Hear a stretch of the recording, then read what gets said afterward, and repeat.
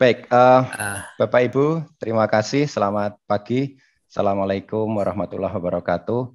Salam sejahtera untuk kita semuanya. Pagi ini kita melanjutkan agenda sebelumnya, yaitu bedah paper yang menjadi bagian dari kegiatan di Jumat pagi secara online di Perpustakaan Fakultas Teknik. Semoga nanti bisa secara offline juga atau bisa hybrid begitu, sehingga rasanya bisa lebih menyenangkan meskipun dengan cara online juga sangat menyenangkan atau punya kelebihan sendiri. Nah, Bapak Ibu, pagi hari ini kita kedatangan tamu yaitu Pak Abdul Jalil. Beliau adalah alumnus dari S3 Departemen Teknik Sipil dan Lingkungan Fakultas Teknik UGM, masih fresh gitu, fresh graduate. Kemudian pagi ini beliau akan dalam waktu kurang lebih 1 jam ke depan, kalau toh molor semoga nggak lama begitu Pak Jalil, karena memang ini dibatasi supaya kita bisa langsung to the point pada materi dan kita bisa berdiskusi gitu. Nah, Pak Jalil akan menyampaikan papernya yang berjudul Liquefaction in Palu, The Cause of Massive Mud Flow. Jadi bagi saya ini menarik karena kejadian bencana di Palu beberapa tahun yang lalu, yang ketika mungkin teman-teman juga melihat kok ada tanah bergerak, betul ya Pak Jalil ya? Bergerak ya, kemudian ya, berpindah, mungkin wah kok sawah saya dulu di sini berpindah dari sana gitu kan.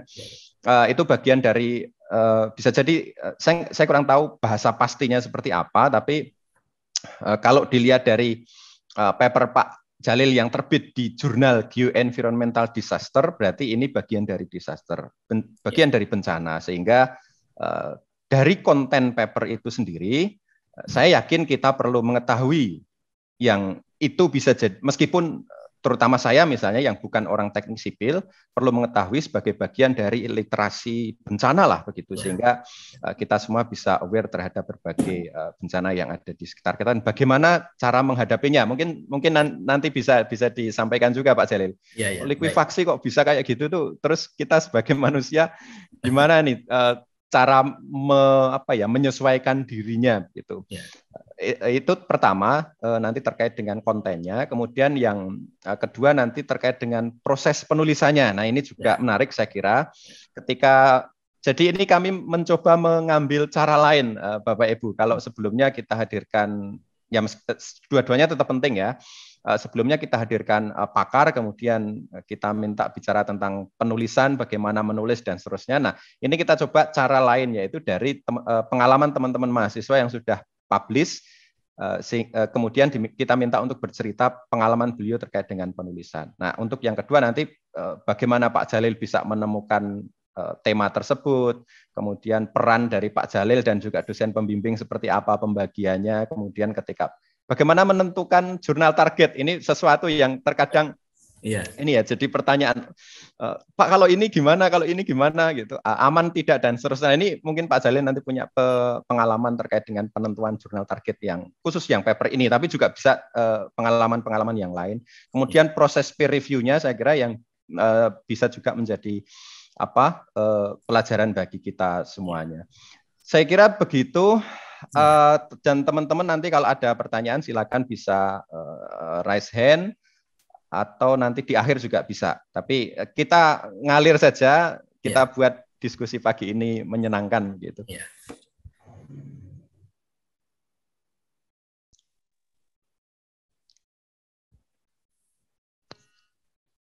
Ya, silakan Pak Jalil. Oke, baik. Ini internet saya yang kayaknya tidak stabil. Gimana Pak Jalil? Belum bisa share screen ya Pak Pur ya? Oh ya, sebentar Pak.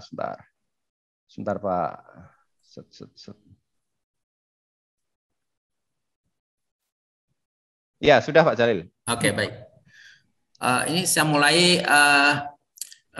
Assalamualaikum warahmatullahi wabarakatuh. Ya, terima kasih atas kesempatan yang telah diberikan oleh Pak Purwoko.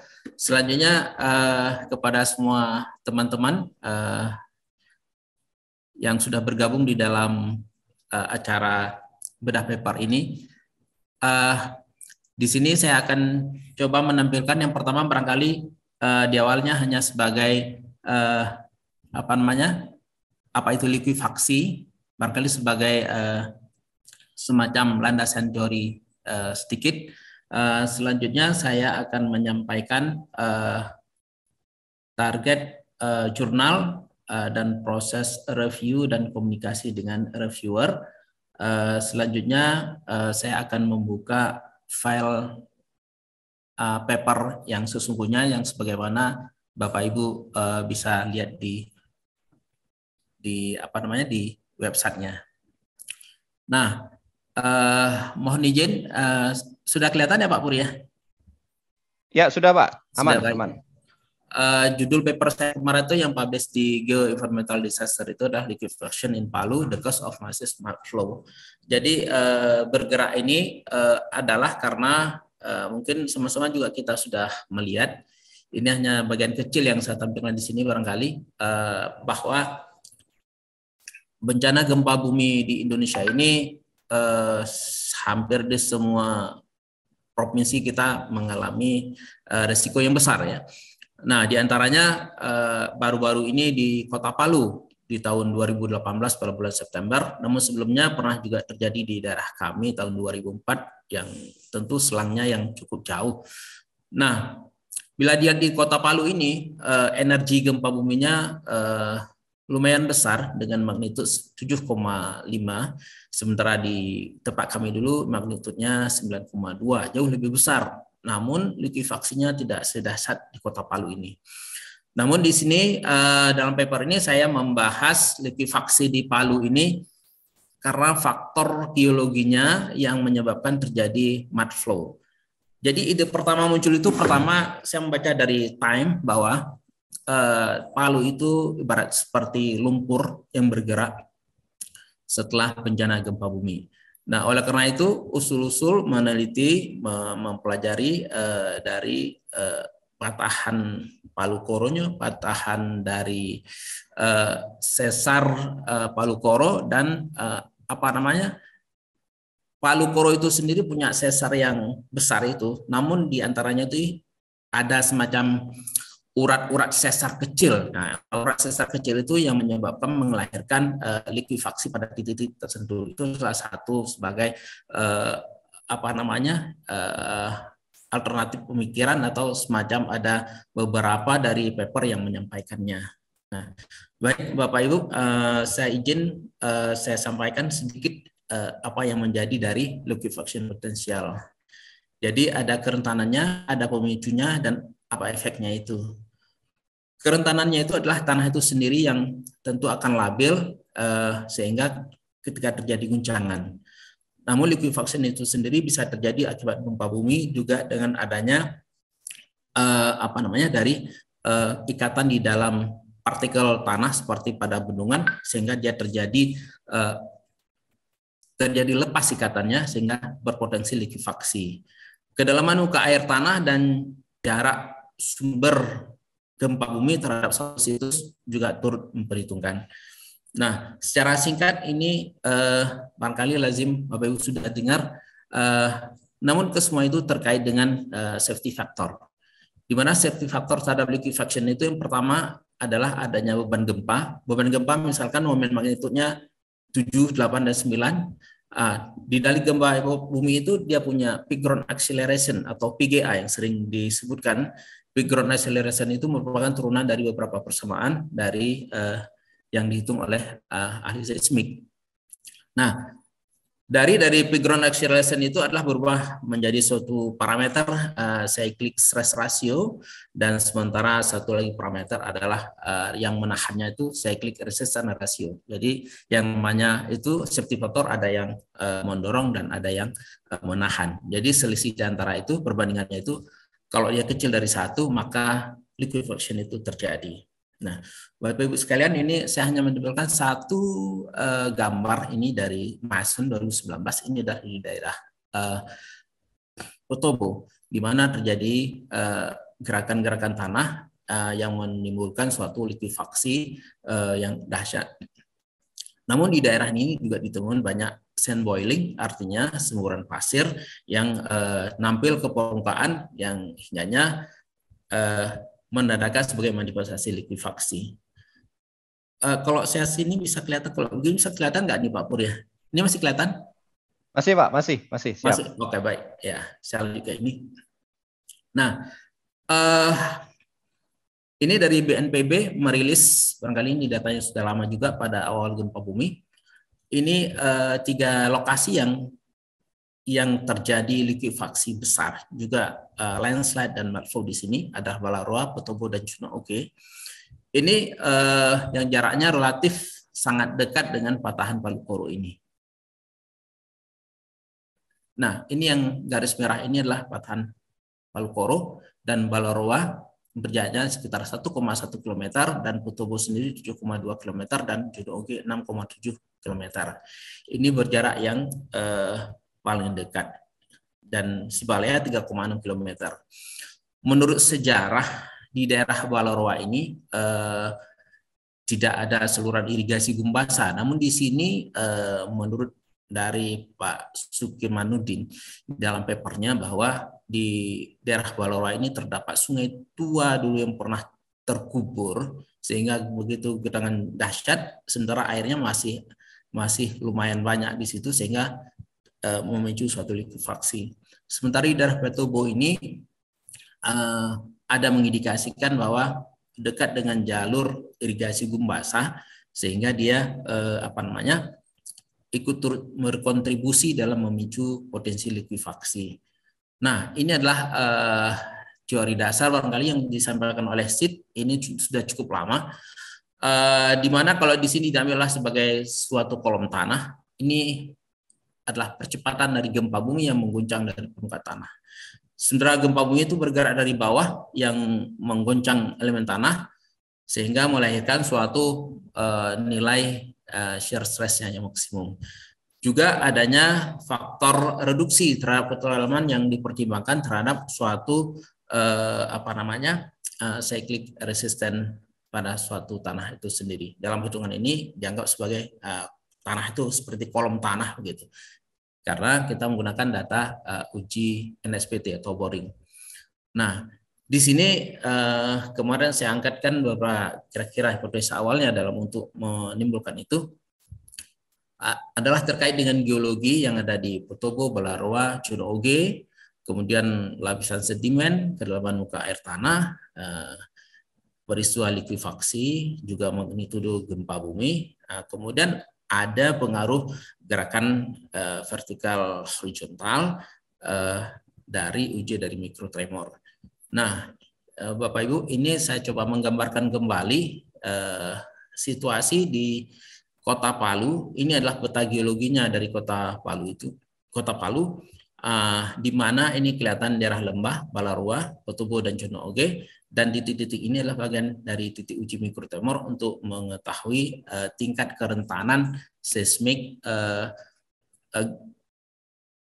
untuk gerakan tanah, di mana dia memberikan suatu rasio HVSR-nya.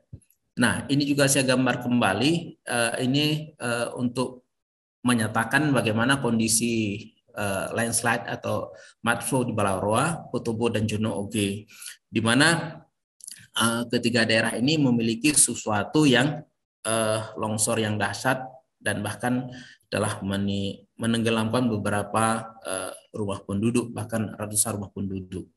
Nah, dalam paper ini saya menampilkan ada 7 titik borehole. Di sini letaknya agak di lembah di daerah dekat Balaroa di sini, dan ini saya coba digambarkan, ini saya menampilkan ke dalam suatu bentuk cross section yang ada di sebelah kiri yang bisa Bapak Ibu lihat.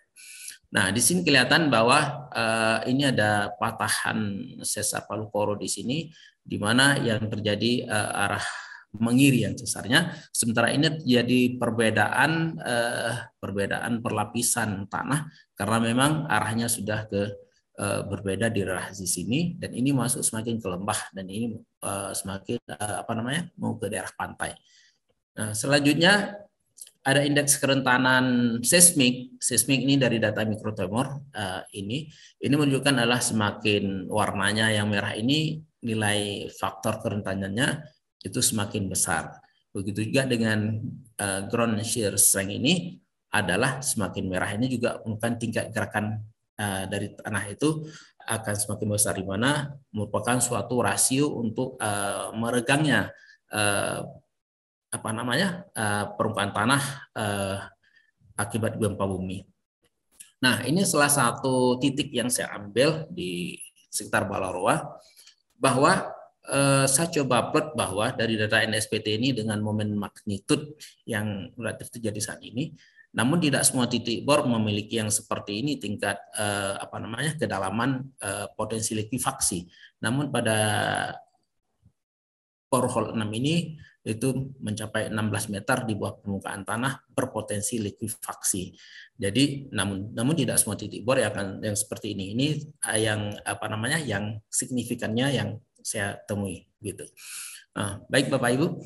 Nah, untuk membuktikan flow liquefaction ini saya dengan pendekatan empiriknya. Jadi ini mengadopsi punya dari Firdan Robertson, juga ada Olson di sini, di mana dari ketujuh titik borehole itu ada beberapa titik borehole. Untuk dalam kategori Firdan Robertson ini ada 4 borehole itu yang memenuhi kriteria bahwa pada situs tersebut berpotensi terjadi flow liquefaction berdasarkan data NSPT. Begitu juga data dari Olson tahun 2003. Nah, ini mud flow pada daerah ini kurva yang sebelah kiri ini adalah mengacu kepada si Kiefer tahun 1984. Nah, selanjutnya ini saya mencoba menghitung berapa sih volume landslide yang mungkin terjadi di daerah Potobo, Cuno Oge, dan Balaroa. Nah, berdasarkan data yang disampaikan oleh dari JICA, ini probabilitasnya mungkin di dalam tanah itu 3,5 kali 10 pangkat min 3. Namun ini saya relevansikan untuk semua karena keterbatasan itu untuk semua area baik Potobo, Balaroa, dan Cuno Oge. Nah, di sini berdasarkan dari lereng landai dari Potobo juga di Balaroa, maka rata-rata dari debit flash flow yang mungkin muncul adalah 11,31 cm3 per detik, di mana area-area dari ketiga itu saya saya anggap sebagai suatu kayak catchment area seperti yang di hidrolika. Nah, baik Bapak Ibu, barangkali tadi sekitar sekelumit yang saya jelaskan sebagai barangkali landasan teori awalnya dan terkait dengan apa-apa yang saya lakukan di dalam paper ini. Nah, ini proses submit paper itu pertama saya submit itu pada 20 Desember 2020. Ini saya salah tulis nih Pak Pur, mohon maaf ya, bukan 2022 ini. 2020. Ya, siap. Keliru nih. Ini sebagai input awal nanti dari itu sendiri dia akan muncul ada APC-nya. Jadi APC-nya itu dia akan muncul sendiri di sini, kita tinggal menyetujuinya saja. Nah, di dalam prosesnya itu saya sempat ini karena yang rekaman saya dulu saya rekam, saya screenshotnya saya simpan.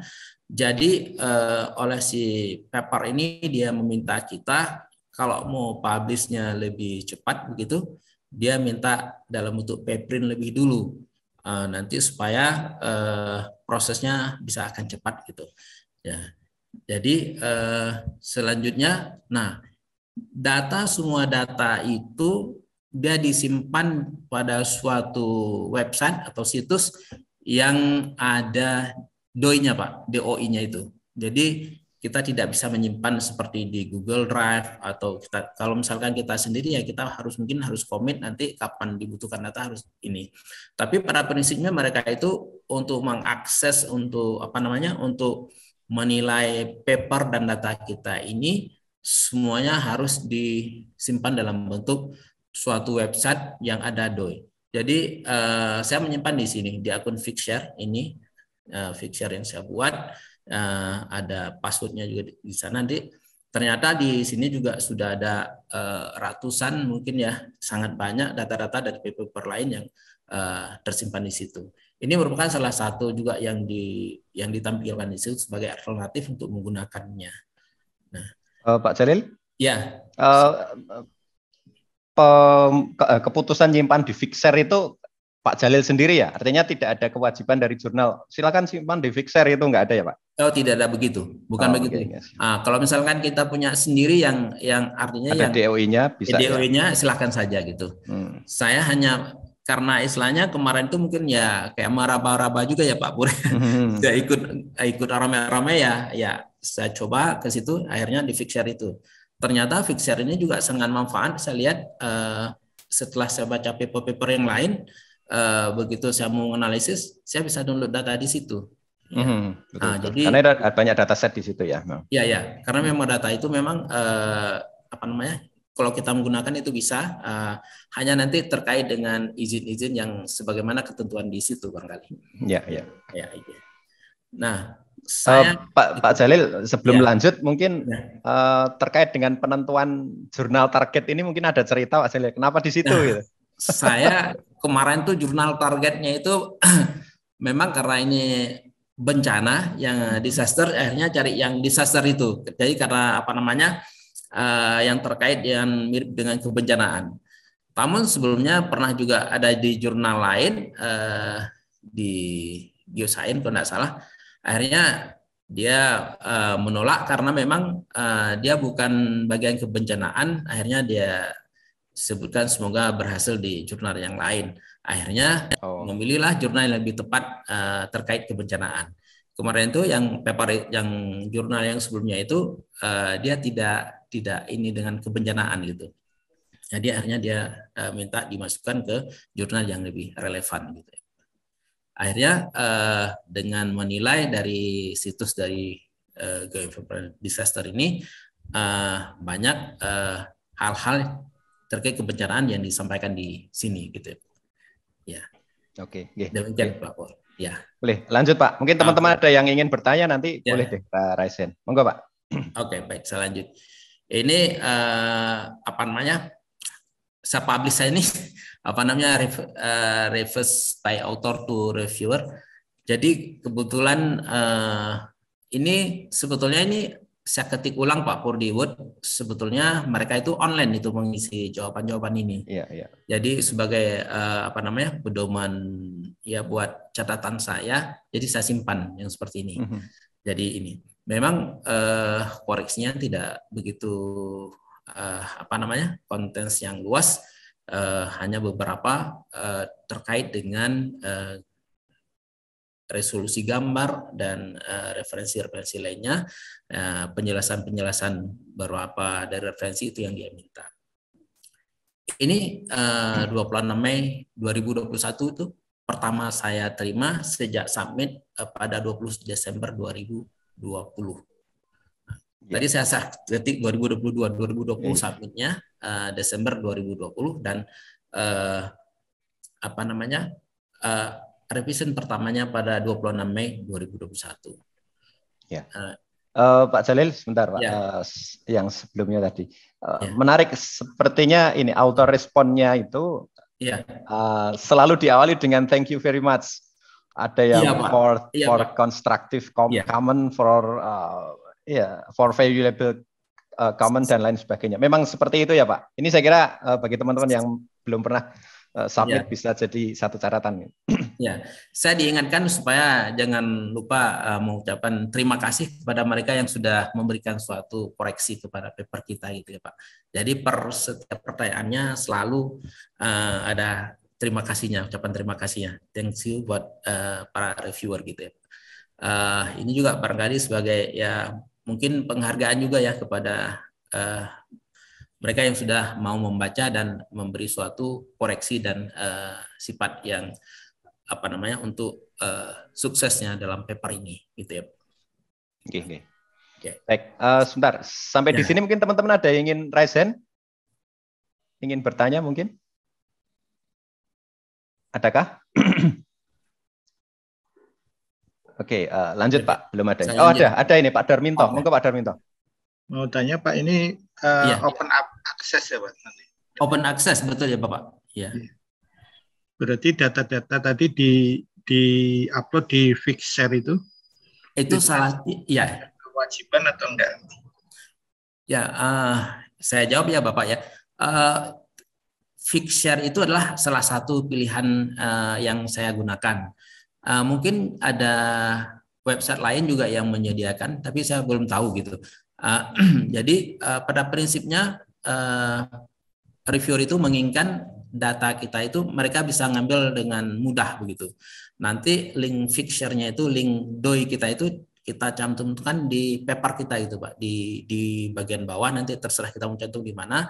Nanti ketika mau cari data kita dan di mana analisis kita itu dia bisa temukan gitu. Nah, mungkin juga dia bisa menjadi sebagai replikasinya dan lain sebagainya, dia bisa di situ, sehingga untuk tujuannya adalah supaya mempercepatnya publish gitu saja, sehingga dia tidak lagi korespondensi minta data ke kita, barangkali seperti itu ya Bapak ya. Namun sepertinya ada juga di website lain yang menyediakan itu, cuman saya belum tahu ya Pak ya. Kebetulan kemarin saya submit ke jurnal juga minta open access, itu data-data dibuka, sama saya tadi malam pakai Fixshare juga Pak, kebetulan saya. Pakai Fixshare juga ya Pak ya? Ya, sama berarti ya Pak. Iya. Saya juga melihat sama-sama ya Bapak ya. Oke, baik. Lanjut Pak. Ini tadi sekilas saya lihat papernya Pak Jalil. Di paper itu di atas apa ya? Di atas author detail itu ada bagian availability of data and material. Nah, di situ tertulis the dataset generated during and or analyze bla bla bla bla. Datasetnya di DOI-nya bla gitu. Jadi bisa ngambil data. Iya. Oke. Cukup Pak Darminto? Terima kasih Pak. Mohon maaf, boleh tahu Pak Darminto dari mana ya? Biar enak. Saya dari dosen di Undip. Oh, Undip. Saat ini baru S3 di UTM Malaysia, Pak. Oh, ini berarti online dari Malaysia nih, Pak? Nah, ini di Indonesia, Pak. Kebetulan masih ambil data. Oh, sipil juga, Pak? Teknik industri, Pak. Oh, teknik industri. Terima kasih Pak Darminto, sampun kersa masuk. Monggo Pak Jalil, bisa dilanjut. Saya lanjut. Ini hanya sebagai pertanyaan yang dikirimkan oleh reviewer. Lalu ada kedua pertanyaannya barangkali mirip seperti ini, Pak Pur. Jadi dia langsung isi di di template-nya gitu Pak Pur. Jadi revisi kedua saya itu pada 17 Juni 2021. Lalu accepted-nya pada Agustus 2021. Ya. Barangkali dalam proses submit-nya sampai accepted-nya saya butuh waktu kurang lebih ya 8 bulan ya atau 9 bulan kurang lebih seperti itu Pak Pur. Ini ini dari email ya, ini yang saya crop masukkan ke sini gitu ya. Jadi saya pikir untuk yang submit dan sedikit itu saya sampaikan di sini. Kalau untuk yang papernya, Pak boleh dilihatkan bagaimana cara menjawab ini koresponden dari ini koresponden autor ya Pak ya. Di bawahnya ini Pak untuk yang ini sebetulnya ini saya screenshot di websitenya, tidak saya tulis lagi di dalam bentuk seperti ini. Ini saya pindahkan menjadi catatan-catatan saya ketika sebagai untuk rekaman tersendiri barangkali ya untuk koleksi. Ini saya pindahkan di Microsoft Word. Namun kalau kenyataannya dia seperti ini Bapak. Dia seperti ini. Lalu kita akan respon di bawah langsung menjawab di lembar formnya gitu ya. Berarti ini di sistem ya Pak, di sistem ya. Sementara buat untuk rekaman buat saya buat sebagai pengetahuan itu sendiri gitu, makanya saya coba ketik ulang yang revisi yang pertama ini Pak. Oke, makasih. Ya, baik, Pak. Monggo lah. Oh, sudah, Pak. Kalau ini sudah. Kalau untuk papernya, kalau ini berkenan saya sampaikan juga nih. Boleh Pak, mungkin ditunjukkan tadi fixernya taruh di mana dan Bapak Ibu yang ingin bertanya silakan raise hand. Baik tentang papernya gitu, atau tentang prosesnya. Iya.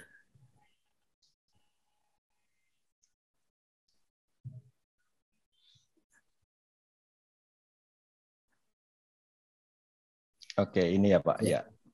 Ya, saya. Jadi ini barangkali sudah seperti ini. Nah, saya lupa tadi ngeblok kuning tadi, tapi sudah ini.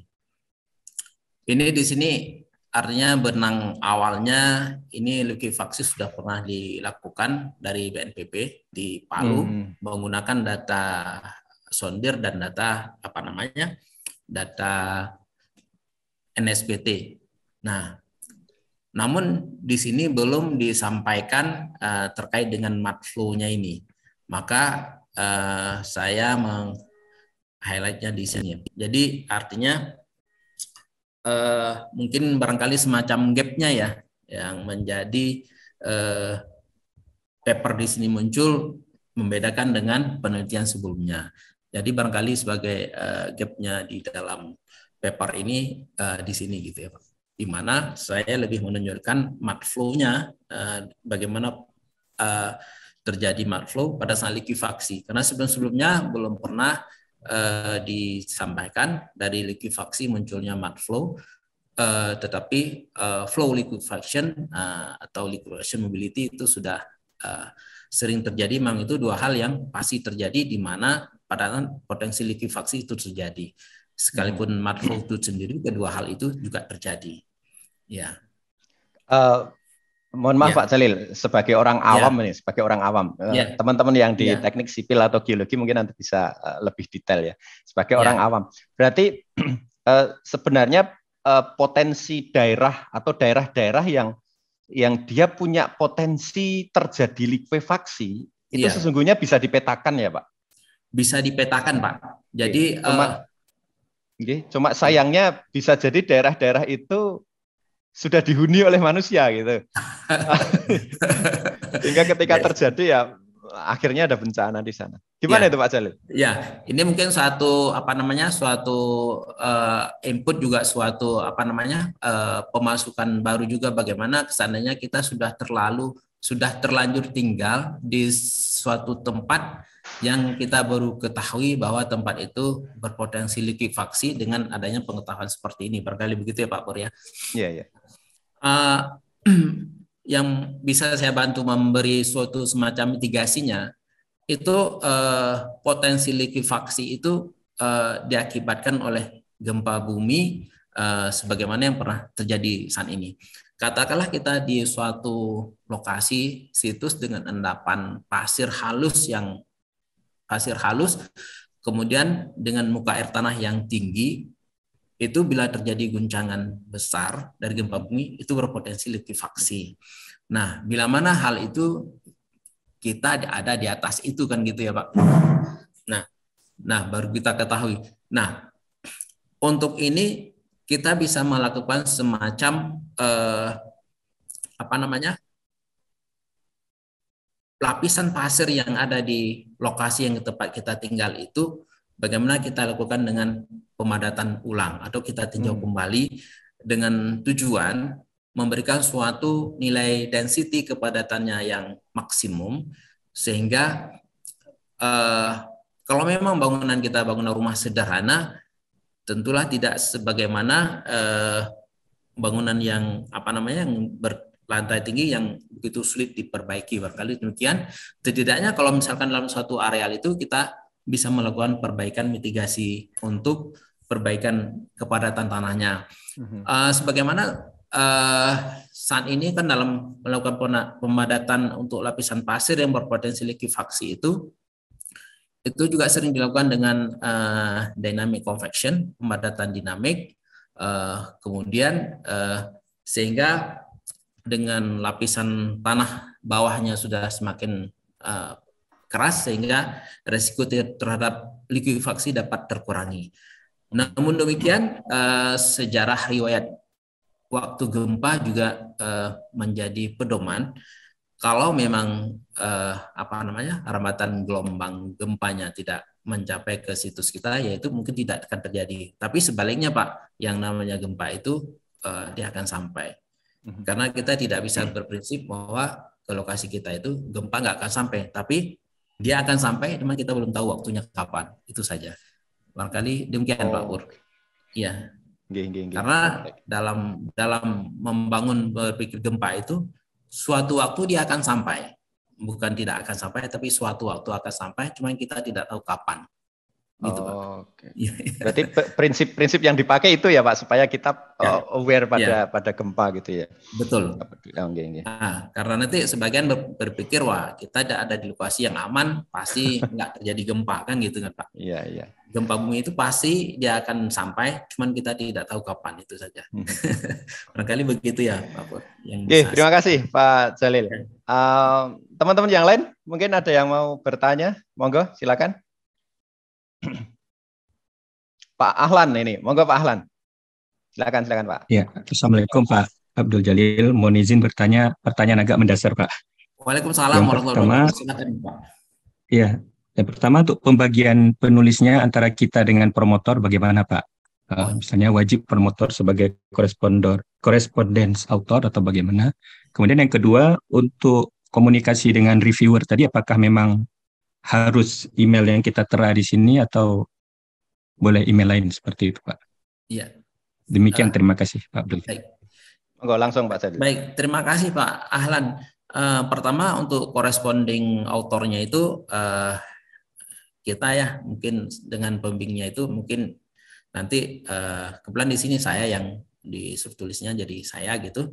Namun komunikasinya terhadap jawaban semua corresponding dengan reviewer itu kita diskusikan dengan dengan pembimbing dan autor lainnya gitu. Jadi artinya kita tidak sendiri menjawab sendiri lalu tidak, namun kita setiap apapun perkembangan informasinya itu kita diskusikan dan dibahas secara bersama-sama. Nanti kita memberikan suatu hasil terbaik untuk reviewer gitu untuk memperbaiki ini. Mengenai corresponding author dan ini itu nanti beliau yang akan mengarahkan bagaimana gitu ya. Mungkin itu Pak Muhammad Ahlan ya. Monggo Pak Ahlan. Pak. Ya. Artinya kalau khusus di papernya Pak Jalil ini memang kesepakatannya Pak Jalil yang jadi corresponding. Iya, iya. Kemudian yang lain karena memang itu promotor ya Pak, iya, betul. dan ikut risetnya, mereka jadi penulis kedua, ketiga, dan seterusnya. Namun ketika ada pertanyaan dari reviewer itu yang menjawab, jawaban itu adalah jawaban hasil dari diskusi semua peneliti yang tercantum di paper gitu ya. Iya, betul. Ya, mungkin hal-hal teknis seperti ini jadi pertanyaan awal bagi teman-teman yang ingin menulis juga. Pak Ahlan, oke Pak Ahlan, atau ada pertanyaan Pak Ahlan? Ada feedback Pak? Sudah jelas Pak. Terima kasih banyak Pak Abdul Jalil dan Pak Purwoko. Sama-sama Pak Ahlan. Pak Darminto tadi open mic, monggo Pak. Pak Pur, Pak Jalil mau menanyakan. Ya, silakan Pak. Terkait paper itu, apakah diwajibkan ada semacam pernyataan kontributor author, misalkan si A, si B itu apa saja, itu di paper itu wajib ada enggak Pak? Untuk paper ini. Ya, terima kasih Pak. Ya, memang diminta ya Bapak untuk misalkan penulis pertama apa kontribusinya, penulis kedua dan ketiga dan seterusnya apa kontribusinya itu kita sebutkan di dalam suatu paper. Nah itu adalah bagian dari kita masing-masingnya gitu. Kalau saya sebutkan saya sebutkan di dalam papernya tertulis ya harus tertulis gitu Pak. Memang itu diminta oleh peran dari masing-masing authors gitu ya Pak. Ya. Oh, di paper itu ditulis di bagian akhir, Pak? Ya, betul. Peran itu dituliskan. Oke, sebentar. Terima kasih, Pak. Ya. Oh ya. Kalau di papernya Pak Jalil ini ada di nomor 13, Pak. Ya. Mungkin Pak Jalil bisa menunjukkan di halaman 13.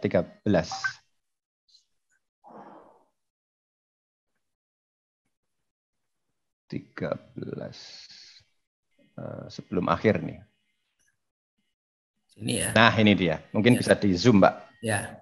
Ya, di situ. Tapi pakai inisial ya ini kayaknya. Ya, inisial ya. Supaya yang ini author contribution AJ perform ya the analysis data bla bla bla bla gitu. Ya. TTF itu Pak Teuku Faisal Fatani ya, kemudian yang lain juga. Pak Wahyu Wilopo, Pak Wiwi, co-promotor dan seterusnya. Begitu Pak Darminto? Nah. Ya, ini ada formatnya nggak Pak kalau author contribution ini? Atau kalau kadang ada ya semacam bagian-bagian misalkan metodologi supervision atau credit author gitu, atau bebas ya Pak? Itu bebas Pak sifatnya, karena dia formatnya tidak mengikat, dikembalikan ke kita sebagai autorsnya gitu, apa yang kita punya, seperti itu ya Pak. Iya. Ya. Oke Pak, terima kasih. Baik, saya coba garis bawah lagi. Berarti untuk paper ini author contribution, si A itu melakukan apa itu tidak ada guide, tidak ada panduan, diserahkan kepada penulis. Si A itu melakukan apa. Mungkin ini Pak Darminto teringat dengan ini ya, ketika menanyakan ini dengan kreditnya apa Tasrai, saya nggak tahu bacanya gimana itu, yang contributor roles taxonomy itu. Iya betul. Mungkin. Tapi agaknya ini nggak tepat betul atau nggak sesuai betul dengan taksonomi itu, dan mungkin ini dibebaskan tadi Pak Darminto. Cukup Pak Darminto? Ya, terima kasih Pak Purwokon. Sama-sama. Bapak Ibu, teman-teman yang lain mungkin ada yang ingin bertanya? Hampir pukul 10 ternyata. Pak Jalil. Ya, baik Pak. Sambil menunggu teman-teman yang lain yang ingin bertanya, mungkin masih ada sekitar 5 atau 10 menit ini. Dalam proses penulisan nih Pak Jalil. Iya. Tentu Pak Jalil kan sebelumnya punya pengalaman atau pasti juga belajar dulu, menulis itu begini kan. Nah, Pak Jalil belajar bukan belajar ya, karena posisinya sudah dosen ya, meskipun waktu nulis ini S3. Ada buku atau ada satu bacaan yang Pak Jalil rekomendasikan nggak untuk teman-teman, atau yang ngalir saja, belajar dari kiri kanan, diskusi dengan dosen, pembimbing, atau bagaimana Pak? Ya, dalam hal menulis ini pertama diskusinya dengan pembimbing untuk menulis paper. Yang kedua juga ada semacam kayak workshop untuk penelitian menulis ini saya ikut. Kemarin itu juga saya juga turut seperti di Pak Sunu juga ada ya belajar juga kemarin itu sebagai diskusi di situ, ada ikutnya pelatihannya.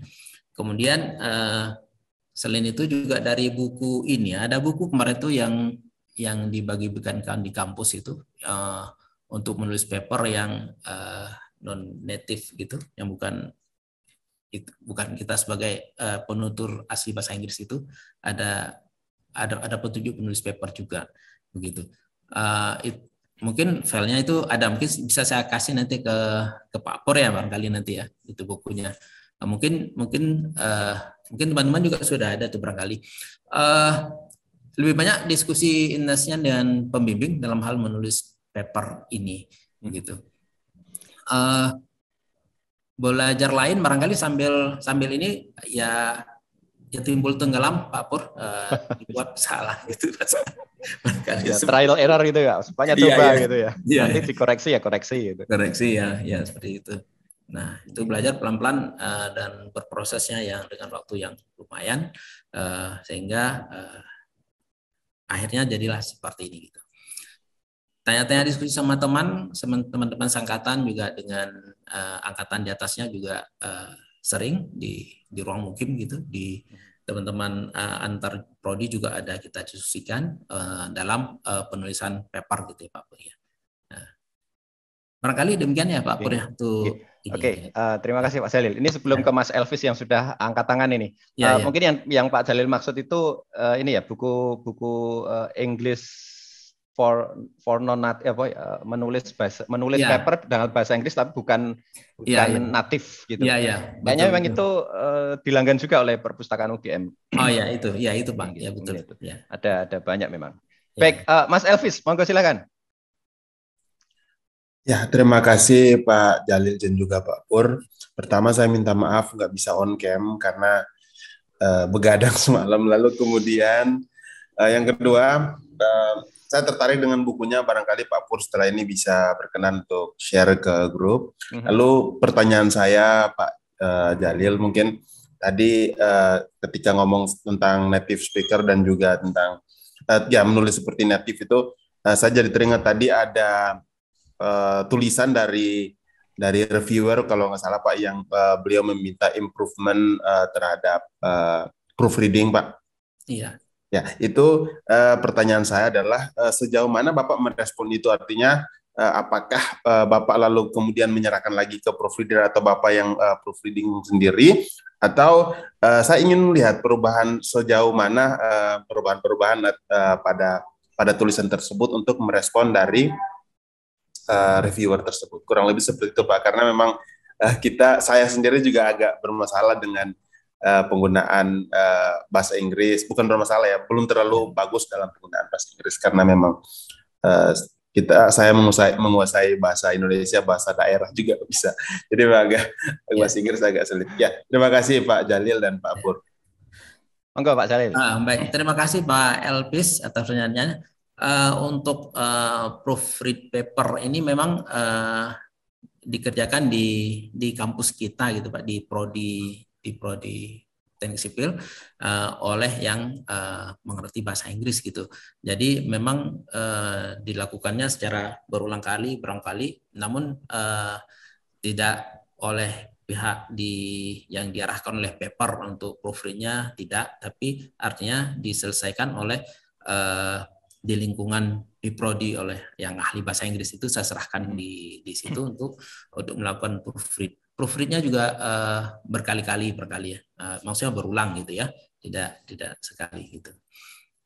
Jadi itu oleh beliau yang sudah mengerti dalam hal tata tulis paper berbahasa Inggris ini. Saya juga mengalami kendala kalau sendiri gitu dalam berbahasa Inggris ya Pak Elvis ya, menulis paper ini bahasa Inggris ya. Jadi harus dibantu oleh yang yang memang ahlinya gitu ya. Baik. Barangkali demikian ya Pak Pur ya. Oke. Tapi memang si penerbit ini jurnal ini tidak meminta ini ya bukti proofread profesional proofread gitu Kak ya. Oh, dia tidak meminta, tapi dia menilai dari hasilnya aja ya. Ada hasilnya gitu. Memang dia di awal-awal ada minta di proofread kembali ada, namun kita lakukan proofread sekali lagi dan selanjutnya hasilnya ya mereka bisa terima ya. Oke. Begitu Mas Elvis. Ya. Nanti kalau misalnya memang harus ke proofread profesional ya mau nggak mau harus nyari yang bersertifikat itu ya.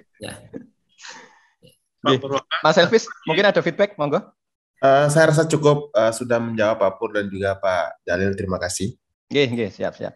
Bu Susi, monggo Bu Susi. Terima kasih Pak Pur.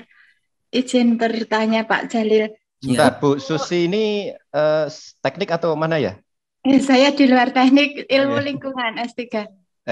Pasca, sekolah pasca atau geografi? Nggih, pasca sarjana. Sekolah pasca, nggih. Monggo, Bu. Nun sewu. Untuk paper ini berasal dari disertasi atau dari subdisertasi, Pak Jalil? Kalau saya jawab mungkin disertasi ya, Bu. Disertasi, Bu. Ya. Apakah sub ya maksudnya, Bu? Maksudnya saya mendengar dari kakak tingkat itu sebelum disertasi dijurnalkan itu harus berhasil mengirimkan sub dari disertasi. Jadi misalnya disertasinya ada 7 tujuan, itu diambil 2 atau 3 tujuan untuk dikirim ke jurnal. Nanti baru bisa ujian hasil gitu. Apakah begitu Pak Jalil? Oh iya ya. Ini maksudnya sebelum disertasinya selesai, jadi jurnal ini sudah publish gitu. Mungkin gitu ya Ibu ya. Iya, ya, apa begitu? Maksudnya ya begitu Ibu. Jadi saya sebelum disertasi saya selesai, artinya belum kelar semuanya, ini sudah ini sudah publish. terbit gitu. Sudah terbit, ya. Oh, Ya, baru apakah itu bisa ujian hasil ya. gitu ya Pak Jalil ya? Iya, betul Ibu. Ya. Oh iya ya. Kemudian untuk mengirim ke jurnal tersebut berarti harus sudah ada template, kita masukkan ke template tersebut ya. Template itu aturan dari jurnal. Oh iya. Ya baik. Izin saya jawab ya Bu Susi ya. Memang di jurnal yang sebelumnya kita harus murni ikuti template dia secara runtut gitu. Tapi untuk yang ini di awalnya itu ini kan 2 kolom ini paper ini. Tapi kalau pada saat saya submit, mereka tidak dalam 2 kolom tapi dalam bentuk 1 kolom semua. Dalam bentuk Word semua 1 kolom, hanya font dan fontnya saja yang kita ikuti sesuai font yang diminta. Nanti setelah accepted, dia akan rubah menjadi 2 kolom seperti yang sudah jadi gitu Bu. Jadi pada saat submit itu dia tidak meminta kita untuk ke dalam 2 kolom, tapi bagaimana baiknya itu sampai terus ke bawah. Nanti setelah pada saat submit nanti dia akan konversi ke PDF. Dari PDF itu dia akan memberi nomor baris Bu, nomor 1 sampai berapa ke bawah, misalnya sampai 25, nanti lembar kedua juga begitu. Jadi nomor baris itu yang akan dicatat oleh reviewer nanti dalam rangka berkomunikasi dengan kita gitu. Nah kalau sudah accepted baru seperti ini. Ya. Oh, berarti ini syaratnya maksimal berapa lembar Pak? Untuk mengirim kemarin itu yang ini tidak dimintakan syarat berapa lembar ya, tapi memang ada beberapa paper yang diwajibkan misalkan 8 lembar ya. Tapi yang saya punya ini tidak ada kriteria yang begitu ditegaskan, dibatasi begitu tidak, tapi hanya di abstrak saja gitu paling. Oh, iya. Kemudian berbayar enggak Pak? Berapa? Ini berbayar Bu. Nah, ini tadi saya sudah tampilkan ini berbayar. Oh, iya. Maaf saya terlambat. Ya. Ada APC-nya yang ini ya. Ada APC-nya Bu. Nah, mungkin kalau nanti sambil ini bisa ada APC-nya muncul. Ya. Itu membayarnya setelah di accepted, setelah diterima. Ya, begitu mereka merespon kita via email bahwa paper ini accepted, dia nanti akan mengirimkan biayanya dan transfernya gitu. Oh begitu. Ya. Yang satu lagi maaf, ya. Gimana caranya biar tidak masuk ke paper yang abal-abal itu Pak? Caranya gimana? Pak Jalil mungkin punya tips nih berdasar pengalaman publikasi, monggo.